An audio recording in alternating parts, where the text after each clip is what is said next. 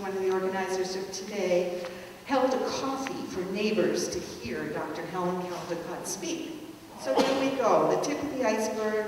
Here we are nearly 40 years later, and I am very pleased and excited to introduce the woman who changed my life, Dr. Helen Caldicott. We all know this already, but you're a renowned activist and speaker, Nobel Peace Prize nominee, founder of Physicians for Social Responsibility, a WAN, a prolific author, and many other things, and we warmly welcome you back to Newton today.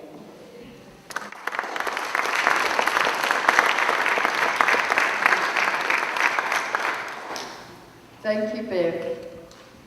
So Bev heard me in a church somewhere in Newton, and that got Bev going. But to hear of all the things that have happened out of Newton, actually, when you think about it, we led the movement in America against nuclear weapons. It was started in Newton, I believe, and we've been extremely powerful and effective till now. What are we going to talk about? Well, I'm really frightened. And I just speak off the top of my head, so go with me. For the first time since the Cold War ended, America and Russia are confronting each other over a war. The neocons, so-called, in Washington have no idea about the dangers that they're promoting. The revolution wasn't a revolution, it was a takeover in the Ukraine, was orchestrated by the State Department and the neocons, Victoria Nuland, husband Kagan, and others. America has been given Ukraine $5 billion, I think, in the last 5 or 10 years. Yanukovych was the Prime Minister, democratically elected. He was a little bit corrupt, but so is everyone. Look at Washington. And the EU wanted to include the Ukraine, and NATO wanted to come in too and work with the Ukraine. Now, NATO is America. Let's be frank. It's not any other country, it's America. They run the whole thing. When Gorbachev ended the Cold War, America promised Gorbachev that it would not increase NATO and the countries right up to the Russian border. Well, it has. And in this book I wrote years ago, just before George II went into Iraq, I discovered that, in fact, Lockheed Martin and the president of Lockheed Martin had been in the Eastern European countries, formerly part of the Soviet bloc, encouraging them to join NATO. Why? Because a country has to be adequately armed to the teeth to join NATO, and Lockheed Martin was very keen about that because that's where the weapons would come from. It's extremely provocative what America's been up to, extremely provocative. Can you imagine if Putin or Gorbachev had said to Canada, hey, we want you to be part of our bloc, and what's more, we'll fund you? What would America do? It would go Burko. Probably drop nuclear weapons on Canada, wouldn't it? Well, what about if it did it to Mexico? You remember what happened in Cuba? I got to know Robert McNamara, the Secretary of Defense. At the time, he said, he was in the Oval Office. He said, Helen, you don't know how close we came to within minutes of blowing up the world. There have been numerous occasions over history where we've become extremely close to nuclear war. Once in 1995, America launched a weather satellite in Norway. It informed the Kremlin it was going to do it, but the Kremlin loses stuff. They're sort of a bit hopeless, and they forgot. So their early warning system picked up this rocket and thought, my God, one of the Trident submarines that patrol the coast just next to Russia all the time, and their weapons take only 15 minutes to hit Moscow.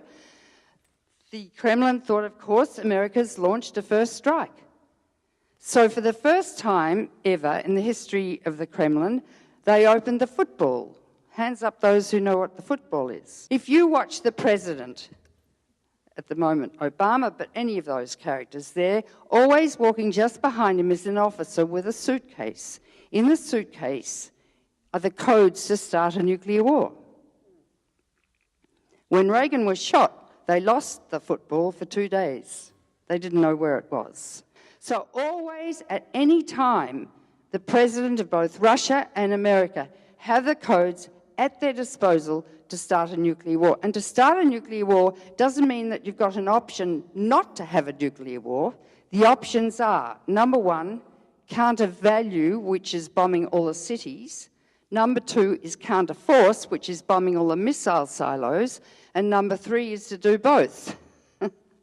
So when the message came to the Kremlin that America had launched a first strike, and America has still got a policy to fight and win a nuclear war, how dare they? How dare they? Because it'll mean the end of life on Earth. I mean, I don't think we really comprehend, and the American people have no idea, the danger we live under every single minute of every day, and it has not changed since the end of the Cold War. And I'll explain why in a minute. But the policy of America to fight a nuclear war and win it is this. First, you bomb Moscow, and there are about 60 H-bombs, 60 targeted on Moscow. So you decapitate, these are the Pentagon words, decapitate Moscow and Putin so he can't press his button. Then you send 2 hydrogen bombs on each of their missile silos. One isn't enough, it's got to be 2, and each has to land within, I don't know, a few seconds of each other. If not, you'll get what's called fratricide. So much debris is flown up that the second bomb coming in gets destroyed by the fratricide from all the rubble. So you've got to, its timing has to be accurate. Now, then you've won the nuclear war because you've knocked out all the Russian missiles. The fact that the whole world will be covered with fallout and we'll get a nuclear winter is beside the point in the Pentagon.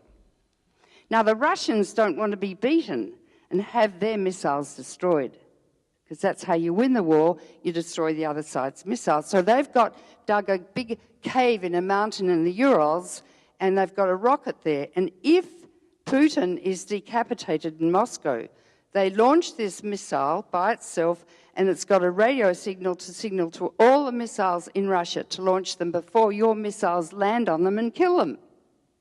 It's called the dead hand. Now, can you take that in and understand what that means? It could be launched by accident, by error, by computer error, and there's no human input. It's all controlled by a computer. Here's Yeltsin sitting before his football in 1995.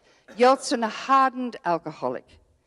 I had a friend who went to pick Yeltsin up to go to the Good Morning America show, who was sitting on his suitcase in his hotel room, stark naked, drinking vodka from a bottle. He had probably Korsakoff syndrome and Wernicke's encephalopathy, which happens when you drink a lot of alcohol, you knock your brain off. Anyway, he had 3 minutes to decide whether or not to press the button. Because that's all Putin or Obama get, 3 minutes to decide, 3. By the time the message comes from the satellites and down into the Strategic Air Command base and over to Washington, they have 3 minutes. The generals were standing over his shoulder saying, "Press that button, Mr. President." A couple of seconds before the end of that 3 minutes elapsed, the missile veered off course. That's why we're still sitting here today and we're not radioactive molecules right up in the stratosphere. And it happens a lot. Several times a year we get close to it. Just recently, 71 officers who are in the missile silos. In each missile silos are 2 men aged 18 to 21. Yes, sir, no, sir, press the button, sir. Each armed with a pistol, one to shoot the other if one shows signs of deviant behaviour. What if the deviant one shoots the other one? Obviously. The locks to launch the weapons are 12 feet apart, but they've worked out if they tie a string around one of the keys, one man can turn both locks. 71 have been just discharged and fired because they were on drugs. They failed their tests. They didn't protect their missile silos in the case of a game where Russia came in to take over the missile silos. The head of the whole missile command went to Moscow, I can't remember his name, and he was a naughty boy. He got really drunk. He slept with some women of, well, I suppose prostitutes. And he wanted to sing karaoke up on the stage. and he was totally inappropriate. So he was fired too, and he was the man in charge of all the missiles. And I don't know what's going on in the Russian missile silos. The weapons take half an hour to go from woe to go. In that time, the satellites of either country pick up the attack and they press their button. But the Russian satellites are dilapidated because they can't afford to keep them up. Yours are not. And so therefore, that makes them paranoid. They never know when America's going to launch. And you don't threaten a paranoid patient in a hospital because they're likely to do something untoward, right? So what America's doing right now in the Ukraine has always really been part of Russia. The Crimea was Russia, and Catherine the Great had the Crimea, and that's where their main Sevastopol port is. And of course they're going to want the Crimea, and most Crimeans want it. The new man who's now the president of the Ukraine, Poroshenko, who is a puppet like Hussein was. Hussein worked for the CIA since he was 21 in Iraq. I think Gaddafi worked too for America. You know, let's be frank, America runs the whole world. Why they think they can or should, I have no idea. So Poroshenko now is a kind of tool, and he's being armed and funded by America. And there are people in the east of the Ukraine who are Russians, and they speak Russian, and they want to associate with Russia. They don't want to join NATO, and part of joining NATO is the National Monetary Fund. And they go into countries like Greece and all the rest and tell them to tighten their belts. They privatise the schools, they cut out medical care, they cut out the hospitals, and the Russians didn't want that to happen. Now that Russia's become sort of capitalistic, there are beggars in the streets. There never were in the time of communism because everyone got health care and education and the like, and they got fed. Now, because the very rich have stolen, you know, the forests and the oil and the gas in Russia and become billionaires, people are starving in the streets. As Naomi Klein just wrote her book, and I can't remember the name of it, Capitalism is Destroying the Planet. And we know that from the book written by, who's the Frenchman who wrote the book on capitalism just recently? Piketty. Yeah, we know that. And that's caused a lot of heartburn in Washington. But it's true, because the only really rich people here are the ones who have capital. And you can't work hard enough to get enough money unless you're really obscenely sociopathic and take advantage of other people, etc., to make that money. So capitalism doesn't work. In a world with finite resources, and we're running out of the resources, how can we keep making stuff and buying stuff and making stuff? I go into Whole Foods. I've never seen so much food, ever. And I live in quite a wealthy country in Australia. I mean, I don't think people here realise what the wealth in this country that's so inappropriate. Anyway, I'm off course. But what's really worrying is the Ukraine.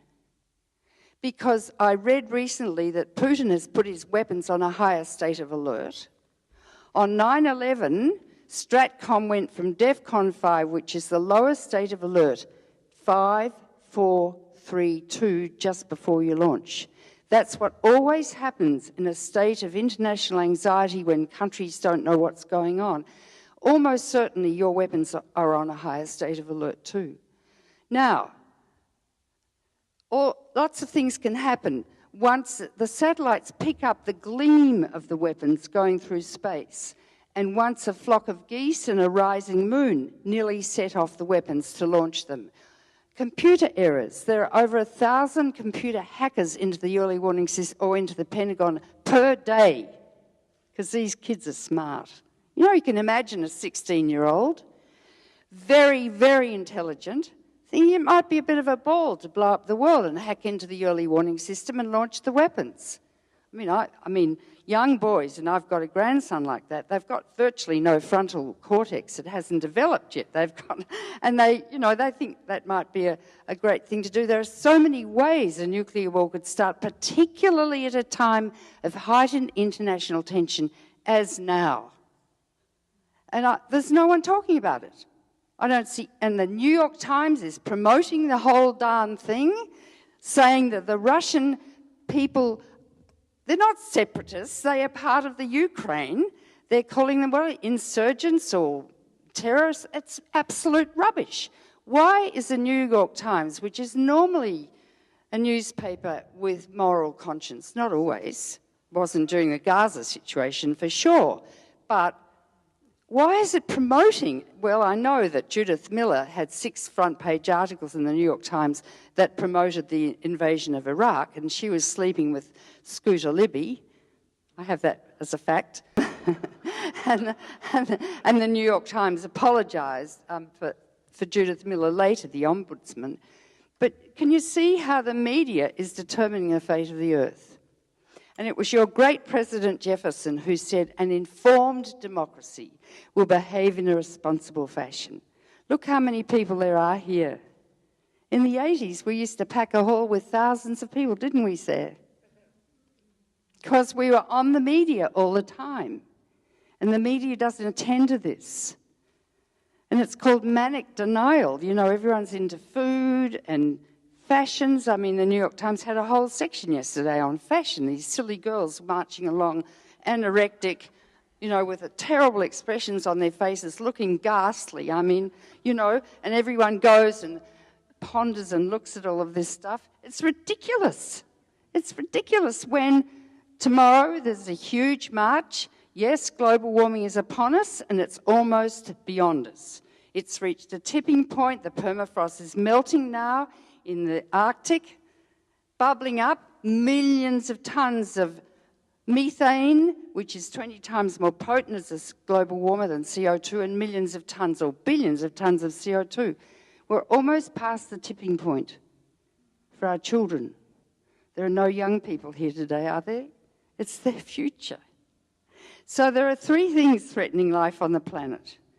Imminent nuclear war, and how the hell, I mean, Obama's such a disappointment. He's got no spine. As one of our politicians would have called him, old jellyback. He's got no spine. Why? Anyway, I can't go into that. I've got certain theories. But what about our children? I held Sarah's grandchild up, called Spring, on the Boston Common in, 81 or something? And she's now grown up. And I'm a paediatrician. I've got 7 grandchildren, but fundamentally all the world's children are my patients. So we can get rid of nuclear weapons. You know who's holding it up? America. I'll tell you why. Article 6 of the Non-Proliferation Treaty, which America signed and Russia, was that you would rapidly get rid of nuclear weapons. That's totally been abrogated and never adhered to. They promised that they would not enlarge NATO, and they're so provocative I don't know how Putin's maintaining his sanity. And the Russian people really support Putin, and they lost 27 million people in the Second World War. The Second World War was won on the front of Russia, and they feel that so strongly. In Leningrad, millions died of starvation. I walked in the cemetery with an ex-CIA man called Cox, arm in arm, and we walked down this long path towards Mother Russia at the end, and there were graves, and people bring bread to put on the graves of their dead relatives, and the bark stubble violin concerto was playing very softly. And I said to him, you know, Arthur, if there's another war, there'll be no one to come here anymore. We were talking to the Russians about nuclear war. Reagan failed to take up Gorbachev's offer for total nuclear disarmament at Reykjavik, and I can tell you all about that, but just as an aside, the KGB were down in the basement. It was a little tiny building, and Reagan and Gorbachev were upstairs, and next to them was Schultz and Shevardnadze, and up in the lavatory, sitting on the lavatory, was Richard Pearl. And the Russians came with lots of proposals and numbers. The Americans came with nothing. They had no paper. So Richard Pearl was drawing numbers, writing numbers on bits of lavatory paper as Schultz rushed up to tell him what Gorbachev had proposed.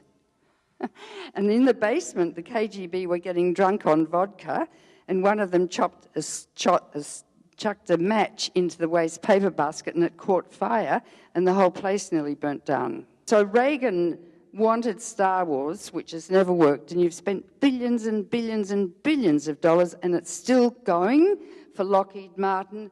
I mean, these people are really criminal. They should be in jail. No, they're not criminal. They're evil. They're evil. Yet they'd be nice. They're nice to their dogs and maybe their children. But what they're doing, the eventuality of what they're proposing and setting up and creating will be the end of probably the only life in the universe. We didn't take up, or America didn't take up, Russia and China's recent offer at the UN to ban weapons in space, because that's big business for the corporations, and you pay for it. All your tax dollars go to weapons of mass destruction, and you don't even have a free healthcare system.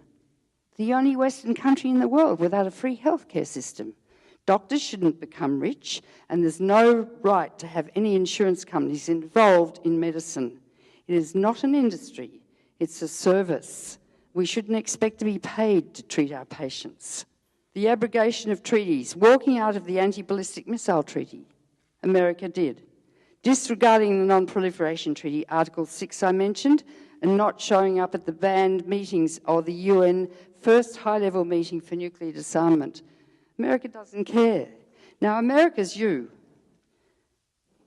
isn't it? Isn't it? Is America you? I mean, do you feel you're American? Do you feel responsible for your country? Well, you should feel responsible, because the elected leaders are not your leaders. You're their leaders in a democracy, and they are your representatives. Obama is not your leader. He's your representative. And unless you used your democracy and go and see these people every time they come back to their district and educate them and teach them and mobilise the schools and everyone, then they become corporate prostitutes. The only one who isn't is Bernie Sanders. Yeah. So the money is destroying the earth, and I think what Naomi Klein said is correct. I'm here now because I held a conference last year called the Medical and Ecological Consequences of Fukushima with the best oceanographers and evolutionary psychologists and the whole thing. And the book is coming out with the proceeds called Crisis Without End. I am holding a conference now in New York at the Academy of Medicine in February called Artificial Intelligence, Human Fallibility and Nuclear War. And I'll end with this. What I didn't know and what I'm just learning is Stephen Hawking and people at MIT called Max Tegmark and others are predicting that computers are moving so fast that within 5 or 10 years, computers are going to take over everything, including harvesting the crops, making the food, everything. And there'll be virtually no jobs for people. And if you go to New York now to get in an elevator, you have to program the elevator at the bottom, which floor you're going to. I mean, everything's starting to happen. But the computers will become so intelligent that they will be able to reproduce themselves. And you cannot program conscience or morality into a computer. And Stephen Hawking and others had an article recently in The Atlantic to say that they're very worried that computers could start a nuclear war by themselves. And it's right on the cards. And yet these men know and are worried about this, but they can't stop themselves creating what they're creating, like the Manhattan Project and nuclear weapons. What we have to do, therefore, is educate people. And I actually have to raise $200,000 to fly people from all over the world to come to this conference, which is imperative. And it's hard to raise money these days. I don't know if you know anyone who would be interested in saving the planet. I would welcome some support very much. But, and you have to wonder how you can get yourself on television these days. Do you know? Greenpeace always does, by climbing up towers of nuclear power plants and the like. And Fukushima, I could talk at length about that now. It's very hard to work out how to do it. Occupy was destroyed by the military police who take all their weapons now from the Pentagon. They were brutal with it. So I spoke twice at Zuccotti Square. Anyway, I don't want to depress you, but I am a doctor. And we have to tell people the truth about their illness, don't we? And therefore, we then have to help them with their grief, to go through the stages of depression and anxiety and grief and get through to the other side. You have to know the truth about the world. You can't kid yourselves anymore. And knowing the truth, you will suddenly one day wake up and know what you have to do, like the woman who started 2020 and how we started WAND and how PSR was started. That was an idea out of my head when I was meeting someone in Harvard. Just bang. You will be led and guided if you take in what I said. And any of you here, young or old, could be leaders of this country to save the world. Don't think you can't. You can be as powerful as the most powerful person who ever lived. And look what I did. I was a rusty old doctor. I was an alien. I was young. I was a female. So go through the grief. Allow yourself to feel it, do. Because out of that psychological change will come your answers. And you're all capable of doing what we've all done. You are. That's why we're alive now. This is why this generation was born, to save the planet. I once asked Carl Sagan if he thought there was other life in the universe, and he thought for a long time, and he said no, and I said why? And he said because if there were any other species that reached our stage of development, they would have destroyed themselves. But I believe we all have a conscience. We're born with it. I see the babies when I deliver them, beautiful, pure beings. And when people are on their deathbed, that purity shines again. And they tell me what they've done in their life that's been wicked. So that conscience is always there. And each of us can be extremely powerful if we focus on what has to be done. And anger is appropriate. Don't think anger is inappropriate. If focused in a white-hot beam to what you have to do. If you have to get to see Obama, get to see him. Always go to the top. Okay? That's all. Thank you. Our first panelist is Gunther Mueller. Gunther is a longtime Newton resident, has been a longtime activist concerned about issues of nuclear weapons, war, and environmental degradation. His professional background is in mathematics, and he taught at Boston State College and University of Massachusetts Lowell. In the late 1970s, he designed, built, and tested a 48-foot-high wind turbine, and its design is now adopted for wind turbines in gusty, turbulent, windy sites. Gunther is a founding member of 2020 Action, which generates monthly action cards concerning nuclear weapons and environmental issues that many of us act upon and contact our officials and all the different things, like Helen was mentioning, is needed to do. Gunther is also on the board of directors of the Massachusetts Peace Action, an activist organization working to change government policies here in the state on war, nuclear weapons, nuclear power, global warming, and Gunther's currently serving as chairperson of Mass Peace Action. I will give you a rather short talk today. Basically, I want to send you home with 3 ideas that you take back to your house. The first of these is, I'll give you a little history. You may have heard of the Year of No Summer. The Year of No Summer took place in 1816. And not only was it colder, it also snowed in June, it snowed in September, and the agriculture was very badly affected. So as a result, there was a food shortage in the world. Many people suffered from malnutrition, and in North America and Europe and Asia, there were actually thousands of deaths that were estimated to have occurred because of this. Now, why was there this year without a summer? It turns out half of the way around the world, a certain volcano had erupted, and the volcanic ash and volcanic dust had spewed up above the atmosphere into the stratosphere and beyond, and then circled all around the northern hemisphere, causing the sun to get largely blocked out. So the sun couldn't reach, and therefore the plants couldn't grow, the broccoli and the vegetables couldn't grow, and people, in fact, died because of that. In the 70s and 80s, Carl Sagan, the man who said billions and billions, he and some other scientists were aware of the fact that the same thing could happen with nuclear weapons. Nuclear weapons, obviously, if they detonate over a city, they create a lot of dust, existing materials, and turn them into dust. At the same time, there's intense heat. Well, this intense heat causes the air loaded with all this dust to go up into the atmosphere and beyond the atmosphere to the stratosphere.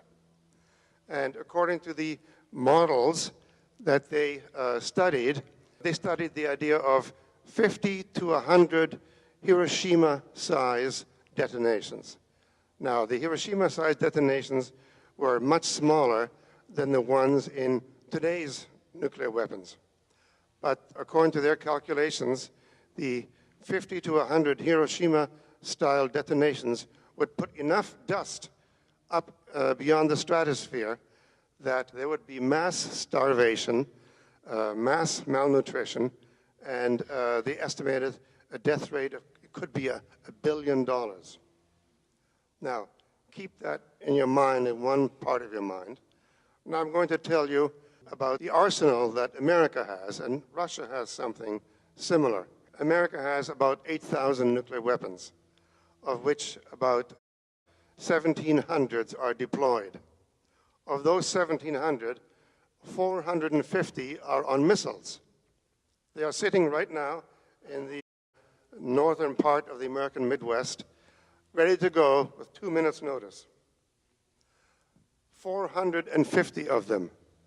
If they were to be used with their enhanced, or let's say their larger detonation power compared to Hiroshima, we would definitely have a nuclear winter. We would definitely have mass starvation. It makes you wonder, why do we have these? Why do we have these? I mean, are we going to use them, causing everyone to die of slow starvation? So that's the first take-home message. The second one is concerning the Non-Proliferation Treaty of 1970. Now, the Non-Proliferation Treaty is the strongest treaty that we have against nuclear weapons. It's basically a grand bargain. The non-nuclear states, the ones that don't have nuclear weapons, they have agreed in there not to obtain nuclear weapons, while the nuclear states, the ones that do have them, have agreed to, quote, negotiate in good faith, unquote, to get rid of all the nuclear weapons worldwide for complete nuclear disarmament. Like I mentioned, this was in 1970. As it stands, we are still waiting for the first meeting to take care of this negotiation to get rid of nuclear weapons. America certainly has met with Russia and have reduced the number of nuclear weapons. Worldwide, there used to be 63,000 of them at the height of the Cold War. Now there's a mere 17,000. Mere. We have a ways to go, but nevertheless, a huge progress has been made, which shows that things can be done. In these 44 years, as you might imagine, the non-nuclear states have been getting rather impatient.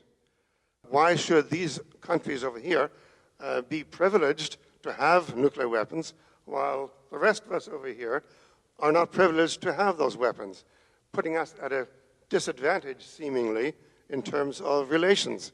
They've complained loudly over the years and threatened over the years. They will have another chance in April of this coming year, 2015, because the Non-Proliferation Treaty has a review conference every 5 years to check up on how things are going, whether they're working, not working. So the non-nuclear states are getting rather impatient about this. And in April of this coming year, there's going to be a big meeting at the United Nations in New York City to talk about these issues. And you can certainly expect a lot of complaining from the 187 whatever countries that do not have nuclear weapons. And you might even get some threats. There already have been some threats. I know Egypt threatened some years ago to leave the Non-Proliferation Treaty and to get its own weapons. Well, you can see if Egypt were to get weapons, then that might have some cascading consequences. You know, I'm thinking of Iran, I'm thinking of Saudi Arabia. I have read that Saudi Arabia has nuclear weapons sitting on the shelf in Pakistan. Saudi Arabia paid for the Pakistani effort to make nuclear weapons. And I mean, I'm not sure how credible that is, but that is what I read, and that may well be true. Threatening to leave the Non-Proliferation Treaty would be a very bad development. And the point is that America really and the other nuclear countries really should get together and have their first negotiation, their first meeting to look at the agenda. How can this happen to get rid of nuclear weapons? How do we get from here to there? So that's the second take-home message, that America and the other nuclear states have been violating the treaty, the most important treaty that we have. According to the American Constitution, Article 6, the international treaties properly ratified, which this one is, are the supreme law of the land. So not only does America seem to be violating the treaty, it is also violating the Constitution. Like I say, that's your second take-home message. Now let me tell you a little story about Franklin Delano Roosevelt. The organizer, Saul Alinsky, at one point went to see FDR, and after a long conversation, FDR said, "Well, you've convinced me. Now go out and make me do it." So that's our job. Our job is to make them do it, because they might have difficulty doing it even if they want to. They need support. That's where we as citizens come in. Now you might say, well, how much good can we do? Well, we have John F. Kennedy's word on it. He said that it was the mothers marching in the street protesting against the atmospheric testing of nuclear weapons, where the strontium fallout would show up in the milk that children would drink. It was the mothers marching in the street that got him to change his mind. Now just keep that in mind. What is it that we can do? Well, on our own, we can do things like talk to our family and friends about this. We can go to the office hours held by our congressmen and senators and so on. We can go to the town hall meetings, so-called, and ask them questions about nuclear weapons, what their thought is and what their intentions are concerning nuclear weapons. You can go to talks like this today, and you can go to rallies, you can go to memorial marches, you can go to vigils. Now that's things you can do on your own. You can be even more effective if you join certain organizations. You can go to the website and find out how to join. You can also find out what events are coming up. Now I'm going to leave you with a little story, and that's a story with 4 characters in it. The 4 characters are everybody, somebody, anybody, and nobody. And the story is that this particular town was in danger of some terrible disaster, and somebody had to do something about it. Now, everybody knew that somebody had to do something. They also knew that anybody could do it. As a result, nobody did it. So that's my third take-home message. Thank you very much.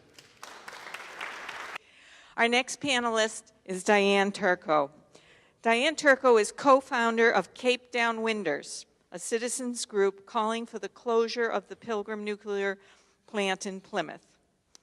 Diane serves also on the steering committee of the Pilgrim Coalition, and she is a retired special education teacher and lives in Harwich. After learning of the threat from Pilgrim to the public and the environment in the late 1980s and the lack of protection at the state and federal levels, she began to work for public safety and to continue to investigate, educate, and agitate for the closing of the Pilgrim nuclear plant in Plymouth. Would you please welcome Diane Turco? Thank you. I'm so glad to be here, and thank you to Newton Dialogues for inviting Cape Downwinders and Pilgrim Coalition. And I also have to say, I'm so honored to be sitting next to Dr. Caldicott. I met her in 1982, and she admonished a group of people who came up from the Cape and said, "You live in the best democracy and you don't use it." And my life has changed since then. Okay. Thank you, Dr. Caldicott. I'm going to talk about Pilgrim Nuclear Power Reactor and why it's a threat to us all and why you all need to stand up and do something about this. How many of you know that you're in an emergency planning zone, an official Nuclear Regulatory Commission emergency planning zone? Okay. Oh, I'm going to depress you even more then. Apologies. Cape Downwinders is a group of citizens on the Cape that are working to shut Pilgrim Nuclear because the public safety cannot be assured. The Nuclear Regulatory Commission is a federal agency that's responsible for public health and safety. Well, we really say they're the no real concern, the NRC. This is what has happened. There are two zones. There's a 10-mile plume exposure pathway, and in that 10 miles, the emergency response is evacuation, sheltering in place, or KI, or potassium iodide pills. There's a 50-mile ingestion pathway zone. This is an official Nuclear Regulatory Commission emergency planning zone. And what happens is when the radioactive materials are deposited in your area, what they're saying is don't eat the tomatoes in your garden, don't drink the milk, don't drink the water because it's contaminated with radioactive materials and particles. Not to worry that you're going to be holding your breath for like days. This is what they have planned, and it's just outrageous. The Nuclear Regulatory Commission, this is their logo, protecting people and the environment. And they are not doing that, and what our role is to hold them accountable to do that. They have the authority to shut any nuclear power reactor if the public safety cannot be assured, and we are being told our safety is not assured. And why is that? There's an imminent risk at Pilgrim. Right now, today, the cancer rates around the reactor are 4 times higher the closer you get to the reactor. The Attorney General's office in 2006, a report was done by Dr. Gordon Thompson out of Clark University, and he did a study of the spent fuel pool, which was designed to hold 880 spent fuel assemblies, and now holds over 3,200 densely packed assemblies because there's no place to put it. And the reactor needs to change that fuel every 2 years. So what they've done is re-racked it and stuffed it. It's densely packed. Dr. Thompson said if there was a fire there, a spontaneous fire could break out because of that density, or loss of electricity, or loss of coolant. $488 billion in damages, 24,000 latent cancers, and over hundreds of miles downwind contaminated because of the amount of radioactive materials in that pool. That is there right now outside the main containment structure of Pilgrim with a tin roof. There's no containment, no safety around that. It's also a General Electric Mark I boiling water reactor, the same failed design that was at Fukushima. When General Electric were building these reactors, I think 32 were built across the country. When General Electric built these reactors, 3 engineers quit over the design because they said that containment structure will fail. And in 1986, Harold Denton, a Nuclear Regulatory Commission safety specialist, said, in the event of a severe accident, the containment will fail, 90% chance. Well, the real-life test of that reactor containment was tested at Fukushima, and everyone failed. That's right down the street here in Plymouth, the same reactor. The NRC has said it's in a degrading rating. It's one of the 9th worst operating reactors in the country, and that grading is going down. And the NRC doesn't regulate the industry. When their own Nuclear Regulatory Commission staff said after Fukushima, one of the lessons of Fukushima, if it blows vents on that, they said, you need to put filters on those vents or we cannot assure public safety. This is the NRC staff saying this to the commissioners, and they voted against those filters to be put on Pilgrim because it would cost the industry money. The decisions they make are based on what the industry wants to have happen. And that's outrageous. And President Obama is the oversight of the NRC. And then we had the Union of Concerned Scientists, Dr. Edward Lyman. Now, the Union of Concerned Scientists is not an anti-nuclear group, okay? But they are for safety. And we asked him in June, he spoke on the Cape, and we said, are we safe here with Pilgrim the way it is? And he said, no.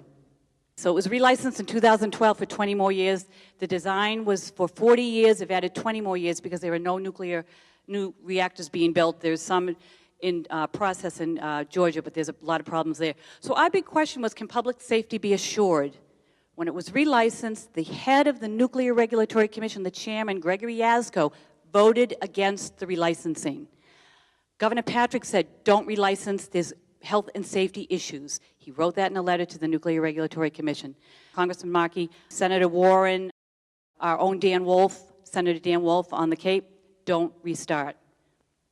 And the NRC voted to relicense. What we found out on Cape Cod is, well, what are the plans for the people in the 50-mile EPZ, which includes you? So everything I say about we've found out about Cape Cod, if you flip the map over, it's Newton.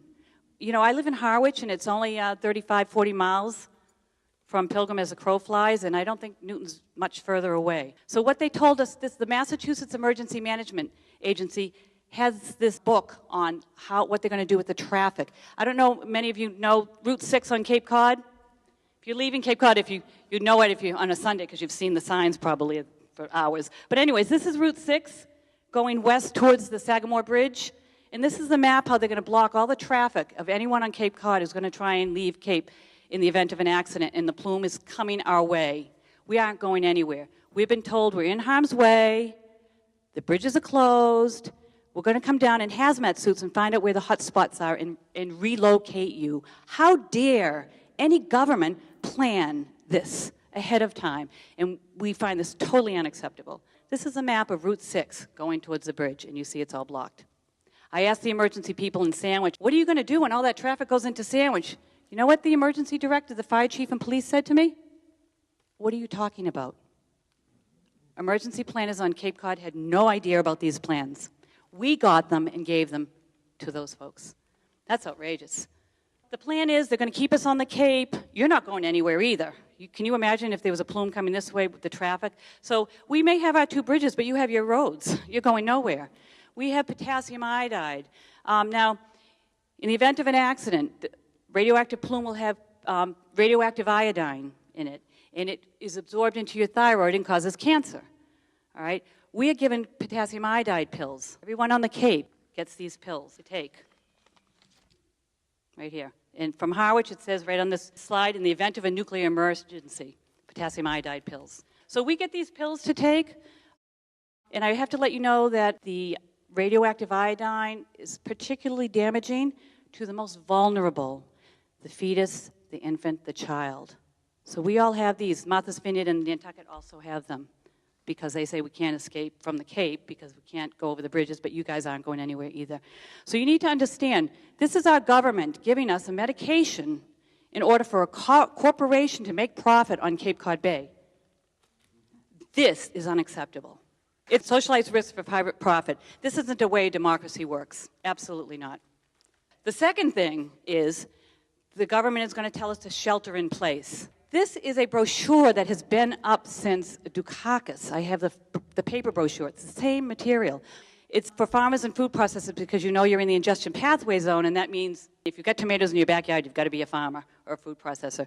It isn't about people. But what it says is, keep your livestock, generally masonry or concrete buildings offer the best protection, limit air and ventilation, close down the building. That's for the animals so that they're not breathing and eating contaminated materials. All right? Guess what's for people? Nothing. So what they say is, well, if you're going to shelter in place, this is what you do. You go in your house. There's no protection from radioactive materials in a plume in a car. In your house, it's only 10% protection. That's not protection, you know? 40% if you go in your basement, okay? And only for 2 hours. That is not protection. So this, you can go online and see this today. I mean, it's outrageous what we read. And this is, everything I'm saying is what they're telling us. We're not making this up as an anti-nuclear group that wants to close Pilgrim. Pilgrim needs to be closed for public health and safety. You can go to the Massachusetts Emergency Management Agency website, and you'll see the radiological plan. This one was signed in November of 2013. And there's the chart, okay? In a vehicle, 0%. In a wooden frame, 10%. And then if you read on it, it tells you, and it's only for 2 hours. So what we call this plan, you can't see it, the SS plan. The plan for shelter in place really means sit down, shut up, and eat your cesium. Because cesium and strontium are particles that are going to be in that plume. Ki only protects your thyroid. It doesn't protect your body. And we are going to have a program called Pilgrim Ki in kids because Ki doesn't protect the child. It just protects the thyroid. But here's a slide of cancer in Massachusetts. That dark orange is the highest cancer rate in Massachusetts. And if you see, right downwind is Cape Cod, second. An Entergy Corporation, it makes $1 million a day with that reactor. It is a cash cow for Entergy Corporation. And when they went on strike, even the president of the union said that Entergy doesn't really care about safety because they were going to bring in unskilled workers. Entergy isn't about health and safety. They are about making money.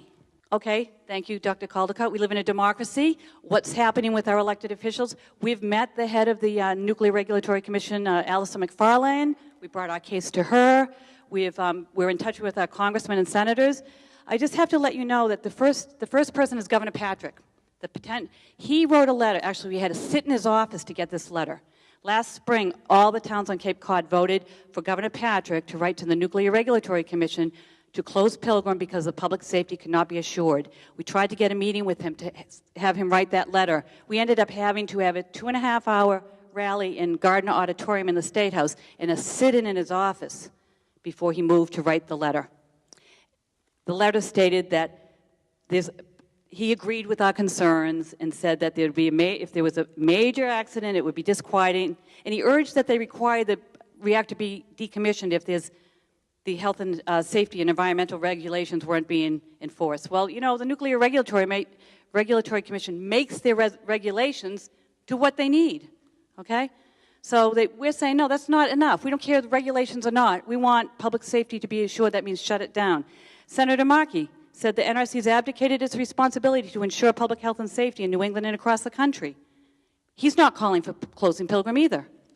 Senator Warren, Entergy's document, the emergency plan, is simply not credible and inaccurate and fails to sufficiently protect those living near the reactor. She has not called for closing Pilgrim. And Representative Keating, I urge you to review the concerns that continue to plague the communities. Has not called for closing Pilgrim. Dan Wolf has called, Senator Wolf on the Cape has. We need to get these elected officials to tell the Nuclear Regulatory Commission and tell President Obama they need to shut this reactor down now, immediately, because the public health and safety cannot be assured. And that's what we all need to do together. Oh, so I kind of messed up your quote, Helen, but I always use it this way, sorry. But an informed democracy makes responsible decisions, okay? You're informed now. You know you're in the 50-mile zone. KI is not part of your daily thought. People have these taped up in their kitchen by their phones on the Cape. We need you to contact all the state and federal officials and demand that the Nuclear Regulatory Commission uphold its mandate for safety and revoke the operating license of the Pilgrim Nuclear Power Reactor. We need to do that now. So I'm asking all of you folks, you know, get a petition to your mayor and your town councils and get organized in your towns. We'll come back and talk about this. We have a lot more information. We need to gather together as citizens and say, this is not acceptable. This is the radioactive plume from Fukushima within 24 hours of the release, if it were at Pilgrim. Entergy Corporation is operating a nuclear power plant at our risk, making $1 million a day, and that is so unacceptable in a democracy when the people have said and spoken loudly, shut it down. So please join our fight. You can go to our website, capedownwinders.org. We have a trial coming up. Actually, Helen's going to be one of the expert witness on October 17th. 4 grandmothers were arrested at the reactor, attempting to plant flowers on the property to take it back for our children and future generations and show them it's not a nuclear plant. It is a aging factory of death. And we went there with plants to say, this is what a plant looks like. It's full of life, color, joy. And that's what we all need to work on. And I think you're right, Helen. We're here to make sure this planet survives. All right, thank you. Diane, that's extremely powerful. Thank you so much. Thank you for all the work you do. A Newton resolution that's going before our Board of Aldermen to vote on, and we'd like to acknowledge Alderman Allison Leary, who's with us today. Thank you, Allison. Whereas 69 years after the nuclear destruction of Hiroshima and Nagasaki, the specter of nuclear devastation continues to threaten all of humanity.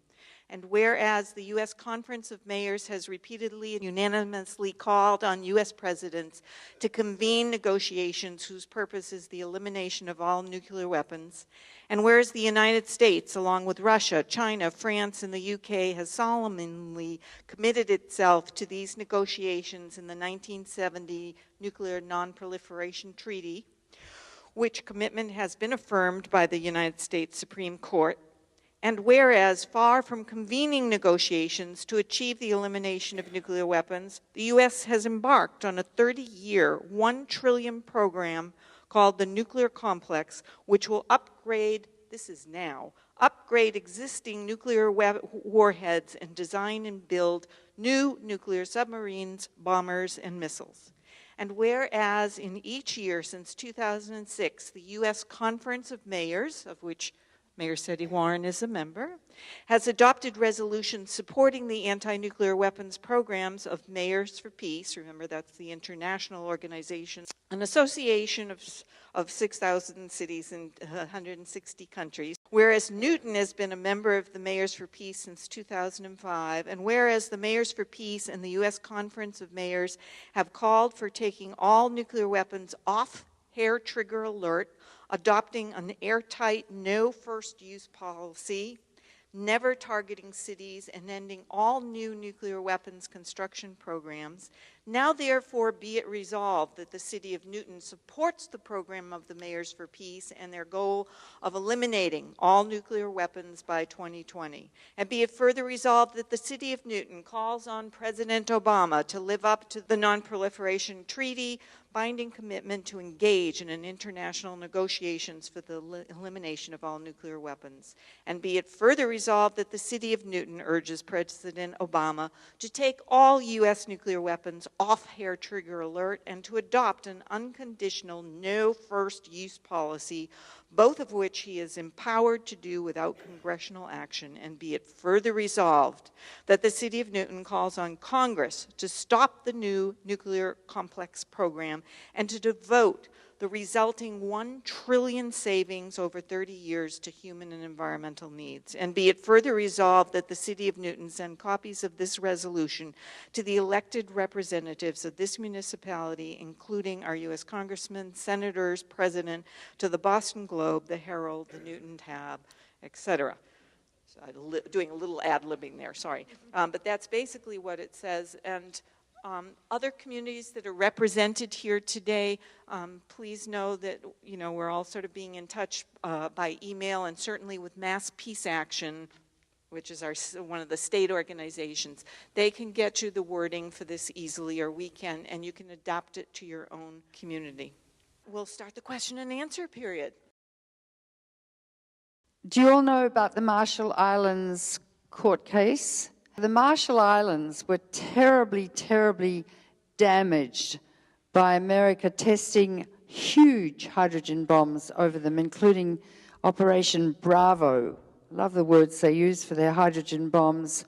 And the wind blew the wrong way, or maybe they did it on purpose. And hundreds or thousands of people were severely contaminated. Women still give birth to babies that are like jellyfish or severely deformed. The incidence of cancer amongst this population continues to increase. They have sued the federal government of America and received hardly any compensation. People would go and examine them, doctors, not for treatment, which is what they did with Hibakusha and Nagasaki and Hiroshima, just to examine them and get the data, but not treat them. So the Marshall Islands God bless them, have brought a case to the International Court to sue the United States for what it did to them. And I think it's calling for all nuclear nations to abolish their nuclear weapons. It's supported by many, many countries in the world. America has now a suit against the Marshall Islands in a court to say that they won't accept this suit that the Marshall Islanders are bringing against them. I think your answer lies in the fact that when I asked, does anyone here know about it, without people knowing, nothing will happen. Therefore, it's your responsibility to get on NPR, go in, heckle them, do whatever it takes to say, I must speak about this. Get on the talkback shows. They're a great way to educate people, including Limbaugh, because a lot of people listen to him, and you can use the talkback shows to educate people. Write letters to the Boston Globe and the New York Times, but very clear and provocative and precise letters so that people will become engaged. Somehow, wear your best suit and get yourself on television to be interviewed. So the way you do that is you ring the director or the producer of the television, and you've got NBC here and I think and the likes, and get yourself on television so that you can teach hundreds of thousands of Bostonians or maybe millions. That's the way to do it, and be very clear in what you're saying. You were clear when you spoke just now, and make it your duty and your goal in life to educate people that this is one way to go to actually abolish nuclear weapons and to make the American officials feel ashamed about what they're doing. There are people who understand. There's a woman called Holly Barker, who is an anthropologist who studied the diseases in Marshall Islands. I can help you get on to her later, and I think coordinate and liaise with her, and she'll help you. Will you do that? Yeah. You won't? I want to address the courts. I would like a citizen movement where people are sending in... But you won't get a citizen movement unless you get on television and teach the people, or you've got... No, you have to have no citizen movement. Right. I told you how to do it. Will you do it? I'll think about it. No, that's not... Yeah, I mean, the thing is, thinking about it per se isn't going to solve anything. You've got to take action. And history has shown that with taking action, things can get done. I mean, the civil rights movement, the voting rights movement, getting millions of people or hundreds of thousands of people into the street, that's what makes things happen. Before that, you might have thought, oh, we'll never get the civil rights thing passed. There's too many people against it, too many states against it. But by getting people into the streets, by educating them, so on, that's how things do happen. When Norman Cousins was here, when he was living decades ago, he said that it took the First World War, with all its horror, to create the League of Nations, but that wasn't enough. It took the Second World War to create the United Nations, but it's only a confederation. It's not enough. It's not strong enough. What will it take to create a global federation? One of our representatives here, Representative Robert Drainen, when he was alive, was absolutely for this. And part of their argument with regard to nuclear weapons had to do with the matter of everybody under inspection, open inspection, reducing those weapons, because one nation just can't do it. Why isn't this part of the argument that is being presented today? United Nations is basically run by America, which is good because you're an American and you are responsible for this democracy. All of you are. So, in fact, Americans can save the planet. You can save the planet from global warming because it's your country that's not doing the right thing. You export your propaganda and advertising all over the world via television. You're running the planet. You're educating them in the wrong way. And you need to understand what it's doing. And you have the power. You have the power to save the planet from global warming, close down all your reactors, and abolish nuclear weapons. If America leads, Russia will follow, and all the rest will follow. You're the ones holding it up, and you're the ones who can fix it. Unless you take that responsibility, like that man back there who would stand up and say, yes, I will. Not we can, I will. The only person you can change is yourself. You can't change anyone else. The only one you can change is yourself. And then you become a leader. What is the method we propose to find the energy required for society? As a young person, this is a very real issue for me. Thank you for being here today. Those are good questions. Let me start with Diane. Yeah, that's a really good question. And you're a young person, and you have a lot of time ahead of you. When we see nuclear power, it's not an energy issue, it's a public safety and health issue. The operation of nuclear reactors, even today and forever, they release radioactive materials into the environment, so it's been an ongoing, serious health concern since the day it opened. Conservation, renewables, we've got to keep this planet healthy for you and your kids. Conservation, number one, we're kind of wasteful. Let's take a look at ourselves and how we run our lives and what we're using and be conservative. That's a really good thing. And then renewables, wind, solar, water, you know. So there's a lot of options, and we don't need nuclear power. And if nuclear power subsidies weren't being used now, the taxpayers actually subsidize the nuclear industry. If we took the money that was going into nuclear and put it into renewables, we'd be all set. A recent study, but there have been many, shows that America could be totally powered by renewables, geothermal, wind, tidal, solar. Why aren't there solar panels on every single roof in Massachusetts? What the hell is going on? Why? Because all the money is going into subsidize the oil industry, the coal industry, and the nuclear industry. You don't believe in communism here, but in fact you are communists because you totally pay for the nuclear power industry and the weapons industry. So in effect, you are communists, which is really interesting. And last but not least, you waste 28% of the electricity you use. Look at all the lights. We don't need these lights on, the sunlight. We should draw the curtains. People leave their lights on all night. Every time you walk in the door, boo, boo, it's a global warming door. Or it's a cancer door generated by nuclear power. Think of the way you use energy and stop it. Mozart wrote by candlelight. He lived.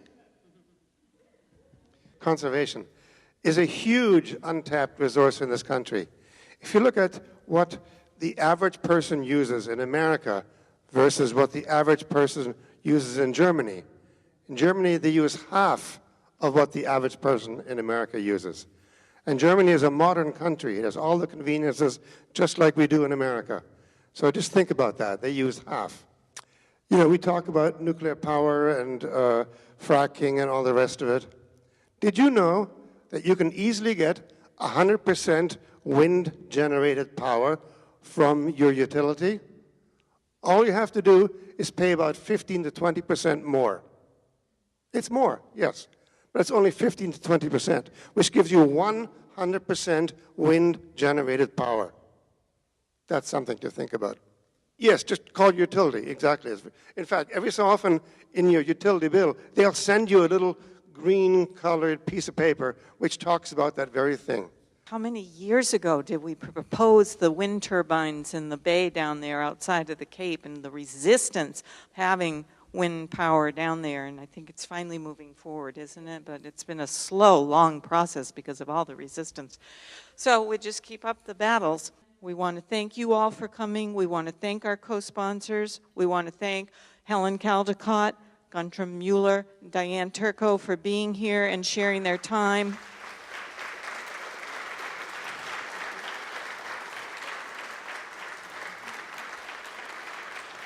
Thank you for all the work you do. Thank you to many of you in this room who already do so much. We're just going to have to do a lot of outreach and keep on working. There's no end to it.